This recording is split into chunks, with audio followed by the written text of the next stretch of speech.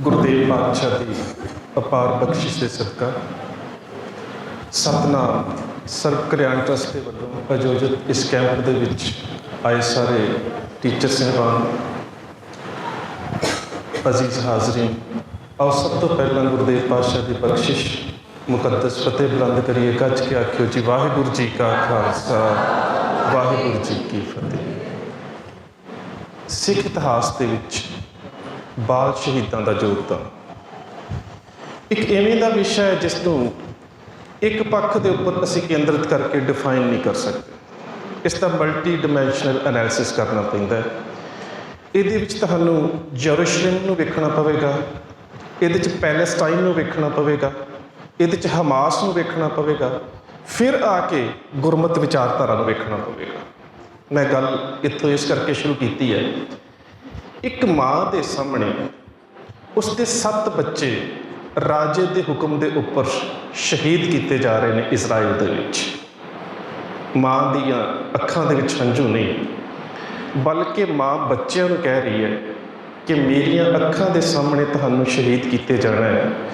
ਵੇਖਿਓ ਕਿਤੇ ਤੁਹਾਡੀ ਜ਼ੁਬਾਨ ਦੇ ਵਿੱਚੋਂ ਆ ਨਾ ਨਿਕਲੇ ਜਿਹੜੀ ਮੇਰੀ ਕੁੱਖ ਨੂੰ ਕਲੰਕਿਤ ਕਰ ਦੇਵੇ। ਇਸੇ ਤਰ੍ਹਾਂ ਰੀਮ ਰਿਆਸ਼ੀ ਨੂੰ ਪੜ੍ਹਨਾ ਪਵੇਗਾ ਕਿ ਉਹਦੇ ਭਾਵ ਕੀ ਨੇ ਜਦੋਂ ਉਹ ਆਪਣੇ 3.5 ਸਾਲ ਦੇ ਸੁੱਤੇ ਹੋਏ ਬੱਚੇ ਨੂੰ ਮੂੰਹ ਚੁੰਮ ਕੇ ਉਸਦਾ ਜਾਂਦੀ ਹੈ ਕਿ ਮੈਂ ਹਿਊਮਨ ਬੰਬ ਬਣ ਕੇ ਆਪਣੀ ਕੌਮ ਦੇ ਨਾਲ ਹੋਈ ਵਧੀਕੀ ਦਾ ਬਦਲਾ ਲੈਣ ਵਾਸਤੇ ਜਾ ਰਹੀ। ਪਰ ਇਹ ਸਾਰਾ ਪ੍ਰਕਰਨ ਜਿਹੜਾ ਜਦੋਂ ਤੁਸੀਂ ਇਸ ਨੂੰ ਵਾਚਣਾ ਹੈ ਤੇ ਤੁਹਾਨੂੰ 2 ਚੀਜ਼ਾਂ ਨੂੰ ਧਿਆਨ 'ਚ ਰੱਖਣਾ ਪਵੇਗਾ। ਇਹ 2 ਚੀਜ਼ਾਂ ਧਿਆਨ 'ਚ ਰੱਖਣ ਤੋਂ ਬਿਨਾਂ ਤੁਸੀਂ ਕਦੀ ਵੀ ਸਿੱਖ ਧਰਮ ਦੇ ਵਿੱਚ ਬਾਲ ਸ਼ਹੀਦੀਆਂ ਦੀ ਅਹਿਮੀਅਤ ਔਰ ਉਹਨਾਂ ਬਾਲ ਸ਼ਹੀਦੀਆਂ ਦੇ ਪਿੱਛੇ ਉਹਨਾਂ ਦੀ ਮਾਤਾਵਾਂ ਦੀ ਪ੍ਰੇਰਨਾ ਉਹਨਾਂ ਚਿਰ ਤੱਕ ਨੂੰ ਨਹੀਂ ਸਮਝ ਸਕੋਗੇ। ਇਹਨੂੰ ਸਮਝਣ ਦੇ ਵਾਸਤੇ ਸਾਡੇ ਕੋਲ ਇੱਕ ਸ਼ਬਦ ਹੈ ਭਗਤ ਰਵਿਦਾਸ ਜੀ ਦਾ ਬਹੁਤ ਪਿਆਰਾ, ਜੋ ਹਮ ਬਾਂਧੇ ਮੋਹ ਫਾਸ, ਹਮ ਪ੍ਰੇਮ ਬੰਧਨ ਤੁਮ ਬਾਂਧੇ, ਆਪਣੇ ਛੂਟਨ ਕੋ ਯਤਨ ਕਰੋ, ਹਮ ਛੂਟੇ ਤੁਮ ਅਰਾਧੇ। ਇਹਦੇ ਵਾਸਤੇ ਜਿੰਨਾ ਚਿਰ ਮੋਹ ਔਰ ਪ੍ਰੇਮ, ਜਿੰਨਾ ਚਿਰ ਇਹ 2 ਸ਼ਬਦਾਂ ਦਾ ਅੰਤਰ ਨਹੀਂ ਪਤਾ ਲੱਗੇਗਾ, ਉਹਨਾਂ ਚਿਰ ਤੱਕ ਬਾਲ ਸ਼ਹੀਦੀਆਂ ਦੇ ਇਸ ਸੰਕਲਪ ਨੂੰ ਸਮਝਿਆ ਨਹੀਂ ਜਾ ਸਕੇਗਾ ਕਿ ਮੋਹ ਕਿਵੇਂ ਟੁੱਟਦਾ ਹੈ, ਪ੍ਰੇਮ ਕਿਵੇਂ ਪੈਦਾ ਹੁੰਦਾ ਹੈ, ਤੇ ਪ੍ਰੇਮ ਦਾ ਸਿਖਰ ਜਦੋਂ ਸਿਰ ਧਰ ਤਲੀ ਗਲੀ ਮੇਰੀ ਆਓ ਦੇ ਸੰਕਲਪ ਤੇ ਪਹੁੰਚਦਾ ਹੈ ਤੇ ਮੋਹ ਦੇ ਬੰਧਨ ਟੁੱਟਦੇ ਕਿਵੇਂ। ਜਿੰਨਾ ਚਿਰ ਇਹਨਾਂ 2 ਸ਼ਬਦਾਂ ਨੂੰ ਨਾ ਸਮਝਾਂਗੇ, ਕਿਉਂਕਿ ਜਿਹੜਾ ਮੋਹ ਹੈ ਇਹਦੇ 2 ਰੂਪ ਨੇ, ਜੜ ਵੀ ਹੈ, ਚੇਤਨ ਵੀ ਹੈ। ਸੁੰਦਰ ਔਰਤ ਵੀ ਪ੍ਰਭਾਵਿਤ ਕਰਦੀ ਹੈ ਤੇ ਔਰਤ ਦੇ ਗਹਿਣੇ ਵੀ ਪ੍ਰਭਾਵਿਤ ਕਰਦੇ ਨੇ, ਹੈ ਦੋਵੇਂ ਮੋਹ ਦੇ ਰੂਪ। ਇੱਕ ਜੜ ਰੂਪ ਹੈ, ਇੱਕ ਚੇਤਨ ਰੂਪ ਹੈ। ਪਰ ਇਸ ਚੇਤਨਤਾ ਤੋਂ ਉੱਪਰ ਜਿਹੜੀ ਪ੍ਰੀਤ ਹੈ, ਜਿਸ ਨੂੰ ਅਸੀਂ ਕਹਿੰਦੇ ਮੇਰੀ ਪ੍ਰੀਤ ਗੋਬਿੰਦ ਸਿਉ ਜਿਨ ਘਟੈ, ਮੈਂ ਤੋਂ ਮੋਲ ਮਹਿੰਗੀ ਲਈ ਜੀ ਸਟੇ, ਜਿਹੜੀ ਮਨ ਨੂੰ ਵੇਚ ਕੇ ਚੀਜ਼ ਲਈ ਜਾਂਦੀ ਹੈ, ਮਨ ਵੇਚੇ ਸਤਿਗੁਰ ਕੇ ਪਾਸ। ਜਿਹੜੀ ਚੀਜ਼ ਮਨ ਨੂੰ ਵੇਚ ਕੇ ਲਈ ਜਾਂਦੀ ਹੈ ਉਹ ਪ੍ਰੀਤ ਹੈ। ਤੇ ਪ੍ਰੀਤ ਦਾ ਜਿਹੜਾ ਪੈਰਾਮੀਟਰ ਕਿੰਨਾ ਉੱਚਾ ਹੈ ਕਿ ਮੋਹ ਦੇ ਬੰਧਨਾਂ ਨੂੰ ਤੋੜ ਦਿੰਦਾ ਹੈ, ਜਿੱਥੇ ਜਾ ਕੇ ਭਗਤ ਰਵਿਦਾਸ ਜੀ ਨੂੰ ਇਹ ਗੱਲ ਕਹਿਣੀ ਪੈਂਦੀ ਹੈ ਕਿ ਐ ਪਰਮਾਤਮਾ, ਤੂੰ ਮੈਨੂੰ ਮੋਹ ਦੇ ਬੰਧਨਾਂ 'ਚ ਬੰਧਿਆ ਸੀ, ਪਰ ਇਹ ਮੇਰੀ ਦ੍ਰਿੜਤਾ ਸੀ, ਮੇਰਾ ਹੌਸਲਾ ਸੀ, ਮੇਰੀ ਵਿਲ ਪਾਵਰ ਸੀ ਕਿ ਮੈਂ ਤੇਰਾ ਨਾਮ ਲੈ ਕੇ ਉਸ ਮੋਹ ਦੇ ਬੰਧਨ 'ਚੋਂ ਛੁੱਟ ਗਿਆ। ਹੁਣ ਤੇਰੇ 'ਚ ਹਿੰਮਤ ਹੈ ਤਾਂ ਮੈਨੂੰ ਆਪਣੀ ਪ੍ਰੀਤ ਦੇ ਨਾਲੋਂ ਤੋੜ ਕੇ ਵਿਖਾ। ਇਹਦਾ ਮਤਲਬ ਕਿ ਮੋਹ ਕਿੱਥੇ ਜਾ ਕੇ ਟੁੱਟਦਾ ਹੈ, ਜਿੱਥੇ ਪ੍ਰੀਤ ਦਾ ਪੈਰਾਮੀਟਰ ਆਪਣੇ ਆਪ ਦੇ ਵਿੱਚ ਬਹੁਤ ਉੱਚਾ ਹੋ ਜਾਂਦਾ ਹੈ। ਇਸ ਕਰਕੇ ਮੋਹ ਤੇ ਪ੍ਰੀਤ। ਤੀਜਾ ਸ਼ਬਦ ਜਿਹੜਾ ਇਹਨਾਂ 'ਚੋਂ ਬਿਲਕੁਲ ਸਾਂਝਾ ਨਹੀਂ ਹੈ ਪਰ ਇਹਨਾਂ ਦੋਵਾਂ ਚੀਜ਼ਾਂ ਨੂੰ ਅਫੈਕਟ ਕਰਦਾ, ਉਹ ਹੈ ਲੋਭ। ਮੋਹ ਆਪਣੀ ਵਸਤ ਦੇ ਨਾਲ ਹੁੰਦਾ ਹੈ ਕਿ ਮੇਰੇ ਕੋਲ ਆਹ ਚੀਜ਼ ਹੈ, ਇਹ ਮੇਰੀ ਹੈ। ਲੋਭ ਹੁੰਦਾ ਹੈ ਕਿ ਸਾਹਮਣੇ ਪਈ ਚੀਜ਼ ਵੀ ਮੇਰੀ ਹੋਵੇ। ਇਸ ਚੀਜ਼ ਦੇ ਵਿੱਚ ਜਿਹੜਾ ਅੰਤਰ ਹੈ ਉਹਨੂੰ ਸਮਝਣਾ ਬਹੁਤ ਜ਼ਰੂਰੀ ਹੈ। ਮੋਹ ਹੈ ਕਿ ਮੈਂ ਆਪਣੀ ਵਸਤ ਨੂੰ ਛੱਡਣਾ ਨਹੀਂ ਚਾਹੁੰਦਾ, ਕਿਸੇ ਨਾਲ ਸ਼ੇਅਰ ਨਹੀਂ ਕਰਨਾ ਚਾਹੁੰਦਾ। ਲੋਭ ਹੈ ਕਿ ਜਿਹੜੀ ਕਿਸੇ ਦੇ ਕੋਲ ਹੈ ਉਹ ਮੇਰੀ ਵਿਰਾਸਤ ਦਾ ਹਿੱਸਾ ਹੋਵੇ, ਉਹ ਮੇਰੇ ਨਿਦਾਨ ਦਾ ਹਿੱਸਾ ਹੋਵੇ, ਉਹ ਮੇਰੇ ਕੋਸ਼ ਦਾ ਹਿੱਸਾ ਹੋਵੇ। ਇਹਦੇ ਵਿੱਚ ਹੁਣ ਇੱਕ ਚੀਜ਼ ਨੂੰ ਹੋਰ ਸਮਝਣਾ ਪਵੇਗਾ, ਜਿਹੜਾ ਸਿੱਖ ਧਰਮ ਨੇ ਵੱਖਰਾ ਸੰਕਲਪ ਪੈਦਾ ਕੀਤਾ ਬਾਲ ਸ਼ਹੀਦਾਂ ਦੇ ਰੂਪ ਦੇ ਵਿੱਚ, ਉਹਦੇ ਵਾਸਤੇ ਤੁਹਾਨੂੰ ਜਾਦੂਨਾਥ ਸਰਕਾਰ ਨੂੰ ਪੜ੍ਹਨਾ ਪਵੇਗਾ। ਸਿੱਖ ਵਿਰੋਧੀ ਲੇਖਕ ਹੈ, ਪੜ੍ਹਨਾ ਕਿਉਂ ਪਵੇਗਾ? ਕਿਉਂਕਿ ਜਾਦੂਨਾਥ ਸਰਕਾਰ 8ਵੇਂ ਪਾਤਸ਼ਾਹ ਦੀ ਗੁਰਿਆਈ ਦੇ ਪੀਰੀਅਡ ਦੇ ਬਾਰੇ ਇੱਕ ਸ਼ਬਦ ਵਰਤਦਾ, ਅਨਈਵੈਂਟਫੁਲ ਪੀਰੀਅਡ ਆਫ ਸਿੱਖ ਹਿਸਟਰੀ।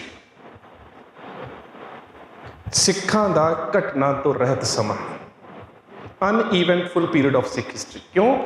ਉਹ ਕਹਿੰਦਾ ਕਿ ਇੰਨੀ ਛੋਟੀ ਅਵਸਥਾ ਦੇ ਵਿੱਚ ਕੋਈ ਗੁਰੂ ਗ੍ਰੰਥ ਸਾਹਿਬ ਮਹਾਰਾਜ ਦੀ ਜਿਹੜੀ ਇੰਨੀ ਵੱਡੀ ਫਲਸਫਾ ਹੈ, ਜਿਹੜਾ ਨਿਕਲ ਰਿਹਾ ਗੁਰੂ ਸਾਹਿਬ ਦੀ ਜੋਤ ਪਰੰਪਰਾ ਦੇ ਵਿੱਚੋਂ, ਜੁਗਤ ਦੇ ਵਿੱਚ ਇਹ ਕਨਸੈਪਟ ਹੀ ਨਹੀਂ ਹੈਗਾ ਕਿ ਇੰਨੀ ਛੋਟੀ ਉਮਰ ਦੇ ਵਿੱਚ ਕੋਈ ਗੁਰਤਾ ਗੱਦੀ ਦੀ ਜ਼ਿੰਮੇਵਾਰੀ ਸੰਭਾਲ ਸਕੇ। ਕਿਉਂ ਉਹਦੇ ਮਨ 'ਚ ਇਹ ਗੱਲ ਆ ਰਹੀ ਹੈ? ਕਿਉਂਕਿ ਉਹ ਜੋਤ ਔਰ ਜੁਗਤ ਤੋਂ ਵਾਕਿਫ ਨਹੀਂ ਹੈ। ਜੋਤ ਔਰ ਜੁਗਤ ਤੋਂ ਵਾਕਿਫ ਨਹੀਂ ਹੈ। ਹੁਣ ਜੋਤ ਔਰ ਜੁਗਤ ਨੂੰ ਸਮਝਣਾ ਪਵੇਗਾ ਕਿ ਇਸ ਸੰਕਲਪ ਦਾ ਸੰਬੰਧ ਸਰੀਰ ਤੋਂ ਉੱਪਰ ਹੈ, ਸਰੀਰ ਦੇ ਨਾਲ ਨਹੀਂ ਜੁੜਿਆ ਹੋਇਆ। ਮਿਸਾਲ ਦੇ ਤੌਰ ਤੇ ਗੁਰੂ ਨਾਨਕ ਸੱਚੇ ਪਾਤਸ਼ਾਹ ਸਰੀਰ ਕਰਕੇ ਨੇ ਕਰਤਾਰਪੁਰ ਸਾਹਿਬ ਦੇ ਵਿੱਚ, ਲਹਿਣਾ ਜੀ ਉੱਥੇ ਸਰੀਰ ਕਰਕੇ ਨੇ, ਪਰ ਜਦੋਂ ਭਾਈ ਸਾਹਿਬ ਭਾਈ ਗੁਰਦਾਸ ਕਹਿੰਦੇ ਨੇ ਮਾਰਿਆ ਸਿੱਕਾ ਜਗਤ ਵਿੱਚ ਨਾਨਕ ਨਿਰਮਲ ਪੰਥ ਚਲਾਇਆ, ਥਾਪਿਆ ਲਹਿਣਾ ਜੀਵ ਦੇ ਗੁਰ ਆਈ ਸਿਰ ਛਤਰ ਫਰਾਇਆ, ਸਰੀਰ ਕਰਕੇ ਦੋਵੇਂ ਗੁਰੂ ਉੱਥੇ ਨੇ, ਪਰ ਉਦੋਂ ਗੁਰੂ ਕਿਹੜਾ ਹੈ?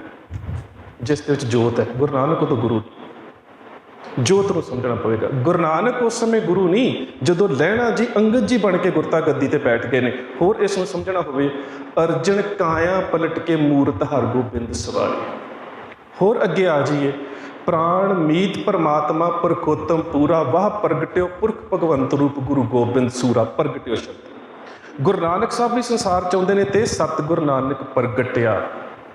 ਹੁਣ ਗੁਰੂ ਗੋਬਿੰਦ ਸਿੰਘ ਮਹਾਰਾਜ ਦੇ ਕੋਲ ਦੋਵੇਂ ਚੀਜ਼ਾਂ ਨੇ, ਜੋਤ ਔਰ ਜੁਗਤ। ਜੁਗਤ ਕਿੱਥੇ ਰੱਖਦੇ ਨੇ? ਖਾਲਸਾ ਅਕਾਲ ਪੁਰਖ ਕੀ ਫੌਜ ਪ੍ਰਗਟਿਓ ਖਾਲਸਾ। ਜੁਗਤ ਵੀ ਪ੍ਰਗਟ ਹੋਈ ਖਾਲਸੇ 'ਚ, ਤੇ ਪ੍ਰਗਟ ਹੋਈ ਜੁਗਤ ਜਿਹੜੀ ਹਿੱਸਾ ਕਿਸ ਚੀਜ਼ ਦਾ ਹੈ? ਗੁਰੂ ਗ੍ਰੰਥ ਜੀ ਮਾਨਿਓ ਪ੍ਰਗਟ। ਇਸ ਨੂੰ ਕਹਿੰਦੇ ਨੇ ਜੋਤ ਉਹਾਂ ਜੁਗਤ ਸਾਏ ਸਹਿਕਾਇਆ ਫੇਰ ਪਲਟੀਏ।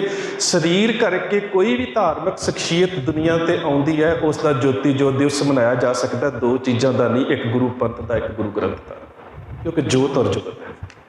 ਨਾ ਖਾਲਸੇ ਦਾ ਨਾ ਗੁਰੂ ਗ੍ਰੰਥ ਸਾਹਿਬ ਦਾ ਕਦੀ ਵੀ ਜੋਤੀ ਜੋਤ ਦਿਵਸ ਨਹੀਂ ਮਨਾਇਆ ਜਾ ਸਕਦਾ, ਕਿਉਂਕਿ ਇਹ ਦੋਵੇਂ ਚੀਜ਼ਾਂ ਸਰੀਰਾਂ ਤੋਂ ਬਾਹਰ ਨੇ। ਇੱਕ ਜੋਤ ਹੈ, ਇੱਕ ਜੁਗਤ ਹੈ। ਸੋ ਇਸ ਜੋਤ ਔਰ ਜੁਗਤ ਨੂੰ ਨਹੀਂ ਸਮਝ ਸਕੇਗਾ ਉਹ ਇਤਿਹਾਸਕਾਰ ਜਿਹੜਾ ਗੁਰੂ ਗ੍ਰੰਥ ਸਾਹਿਬ ਦੀ ਵਿਚਾਰਧਾਰਾ ਦਾ ਵਾਕਿਫ ਨਹੀਂ ਹੋਵੇਗਾ। ਉਹਦੀ ਜਿਹੜੀ ਪ੍ਰਤੀਕਿਰਿਆ ਹੈ, ਜਿਹੜੀ ਉਹਦੀ ਡੈਫੀਨੇਸ਼ਨ ਹੈ, ਜਿਹੜਾ ਉਹ ਸਿੱਖ ਧਰਮ ਨੂੰ ਡਿਫਾਈਨ ਕਰੇਗਾ, ਇੰਜ ਹੀ ਕਰੇਗਾ ਕਿ ਅਨਈਵੈਂਟਫੁਲ ਪੀਰੀਅਡ ਹੈ। ਪਰ ਉਹ ਇਹ ਨਹੀਂ ਸਮਝੇਗਾ ਕਿ ਇਹ ਉਸੇ ਹੀ ਸਸਟੇਨਡ ਕੰਟੀਨਿਊਡ ਪ੍ਰੋਸੈਸ ਦਾ ਹਿੱਸਾ ਹੈ। ਜਦੋਂ ਗੁਰੂ ਤੇਗ ਬਹਾਦਰ ਸਾਹਿਬ ਦੀ ਸ਼ਹਾਦਤ ਦੇ ਪਿੱਛੋਂ, ਜਿਹੜੀ ਉਸ ਦੇ ਪਿੱਛੇ ਇੱਕ ਬੈਕਗਰਾਊਂਡ ਦੇ ਵਿੱਚ ਇੱਕ ਸੱਚ ਖੜਾ ਹੈ, ਉਹ ਸੱਚ ਹੈ ਕਿ ਗੁਰੂ ਸਾਹਿਬ ਦਾ ਇੰਨੀ ਛੋਟੀ ਆਯੂ ਦੇ ਵਿੱਚ ਔਰੰਗਜ਼ੇਬ ਨੂੰ ਸੁਨੇਹਾ ਭੇਜਣਾ, ਨਹਿ ਮਲੇਸ਼ ਕੋ ਦਰਸ਼ਨ ਦੇ। ਉਹ ਇਸ ਗੱਲ ਨੂੰ ਨਹੀਂ ਸਮਝਦਾ। ਪਰ ਇਹਨੂੰ ਸਮਝਣ ਦੇ ਵਾਸਤੇ ਸਾਨੂੰ ਇੱਕ ਫਾਰਸੀ ਦੇ ਸ਼ੇਰ ਦਾ ਆਸਰਾ ਲੈਣਾ ਪਵੇਗਾ। ਉਹ ਸ਼ੇਰ ਹੈ, ਬਜ਼ੁਰਗੀ ਬਾ ਅਕਲ ਅਸਤ ਨਾ ਕਿ ਬਸਾਲ। ਸਾਲ, ਸਾਲਾਂ ਦੇ ਵਿੱਚ ਆਮ ਜਿਹੜੀ ਉਮਰ ਹੁੰਦੀ ਹੈ। ਬਾ ਸ਼ਬਦ ਜਿੱਥੇ ਵੀ ਲੱਗ ਜਾਵੇ ਨਾ, ਇਹ ਫਾਰਸੀ ਦਾ ਅਸੂਲ ਹੈ। ਇਸ ਦਾ ਭਾਵ ਹੁੰਦਾ ਕਿ ਉਸ ਚੀਜ਼ ਨੂੰ ਨਾਲੋਂ ਤੋੜਿਆ ਨਹੀਂ ਜਾ ਸਕਦਾ। ਅਸੀਂ ਕਹਿੰਦੇ ਅਦਾਲਤ ਨੇ ਬਾ ਇੱਜ਼ਤ ਬਰੀ ਕੀਤਾ, ਇੱਜ਼ਤ ਦੇ ਨਾਲ ਸ਼ਬਦ ਆ ਜਾਂਦਾ। ਅਸੀਂ ਭਾਈ ਨੰਦ ਲਾਲ ਜੀ ਦਾ ਇੱਕ ਸ਼ੇਰ ਪੜ੍ਹਦੇ ਹਾਂ, ਤਾਲਿਬੇ ਹੱਕ ਬਾ ਅਦਬ ਬਾ ਹਮੇਸ਼ ਬਾ ਅਦਬ, ਕਿ ਸੱਚ ਦਾ ਵਿਦਿਆਰਥੀ ਹਮੇਸ਼ਾ ਸਤਿਕਾਰ ਦੇ ਦਾਇਰੇ 'ਚ ਰਹਿੰਦਾ। ਇਹਦਾ ਮਤਲਬ ਸੱਚ ਦਾ ਵਿਦਿਆਰਥੀ ਹੈ ਹੀ ਉਹ ਜਿਸ ਨੂੰ ਸਤਿਕਾਰ ਦੇ ਨਾਲੋਂ ਤੋੜਿਆ ਨਹੀਂ ਜਾ ਸਕਦਾ। ਸੋ ਬਜ਼ੁਰਗੀ ਬਾ ਅਕਲ ਅਸਤ, ਬਜ਼ੁਰਗੀ ਦਾ ਅਰਥ ਹੈ ਸਿਆਣਪ। ਬਾ ਅਕਲ ਅਸਤ, ਅਕਲ ਦਾ ਵੱਡੇ ਹੋਣਾ ਬਜ਼ੁਰਗੀ ਹੈ, ਨਾ ਕਿ ਉਮਰ ਦਾ ਵੱਡੇ ਹੋਣਾ। ਕਈ ਵਾਰੀ ਬਹੁਤ ਵੱਡੇ ਬੁੱਢੇ ਵੀ ਬੱਚਿਆਂ ਵਾਲੀਆਂ ਗੱਲਾਂ ਕਰ ਦਿੰਦੇ ਨੇ, ਤੇ ਕਈ ਵਾਰੀ ਬੱਚੇ ਵੀ ਅਸੀਂ ਕਹਿੰਦੇ ਯਾਰ ਬੜੀ ਬਜ਼ੁਰਗਾਂ ਵਾਲੀ ਗੱਲ ਕੀਤੀ ਹੈ। ਇਸ ਨੂੰ ਸਮਝਣ ਦੇ ਵਾਸਤੇ ਬਜ਼ੁਰਗੀ ਬਾ ਅਕਲ ਅਸਤ ਜਦੋਂ ਸ਼ੇਖ ਸਾਦੀ ਇਸ ਗੱਲ ਨੂੰ ਪ੍ਰਗਟ ਕਰਦਾ ਹੈ, ਉਹਦੇ ਪਿੱਛੇ ਭਾਵਨਾ ਕੀ ਹੈ? ਕਹਿੰਦਾ ਮੈਂ ਜਾ ਰਿਹਾ ਸੀ ਕਿਤੇ, ਮੇਰਾ ਗਧਾ ਸੀ ਖੋਤਾ, ਉੱਪਰ ਕੁਛ ਕਿਤਾਬਾਂ ਰੱਖੀਆਂ ਸੀ, ਇੱਕ ਮੇਰਾ ਮੁਰਗਾ ਨਾਲ ਸੀ। ਕਹਿੰਦਾ ਤੁਰਦਿਆਂ ਤੁਰਦਿਆਂ ਬੜੇ ਲੰਬੇ ਸਫ਼ਰ ਤੇ ਮੇਰੇ ਕੋਲ ਪੈਸੇ ਮੁੱਕ ਗਏ, ਇੱਕ ਮੋਹਰ ਜੇਬ ਦੇ ਵਿੱਚ ਰਹਿ ਗਈ।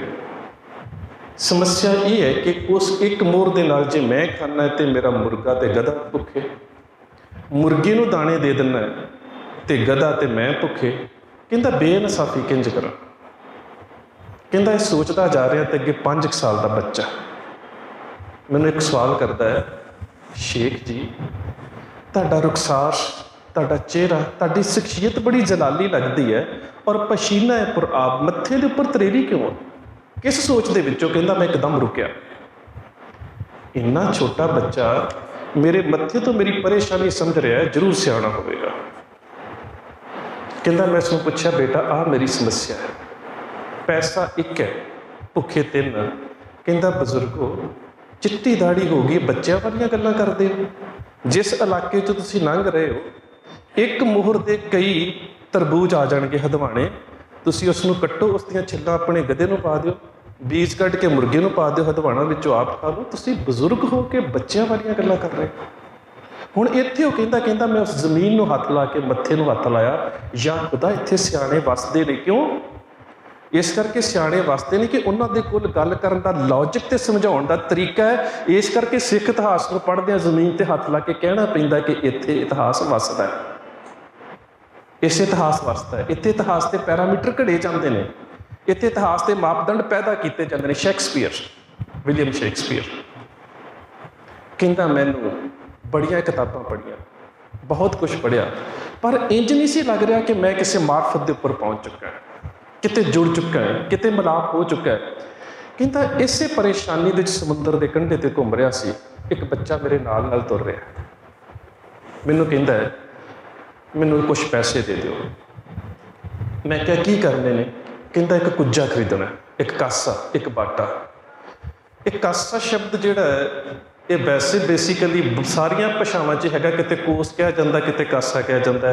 ਨੰਦ ਲਾਲ ਇਸ ਨੂੰ ਡਿਫਾਈਨ ਕਰਦੇ ਨੇ ਜਦੋਂ ਕਹਿੰਦੇ ਨੇ ਲਾ ਮਕਾਂ ਪਾ ਬੋਸ ਗੁਰੂ ਗੋਬਿੰਦ ਸਿੰਘ ਹਰ ਦੋ ਆਲਮ ਕੋਸ ਗੁਰੂ ਗੋਬਿੰਦ ਸਿੰਘ।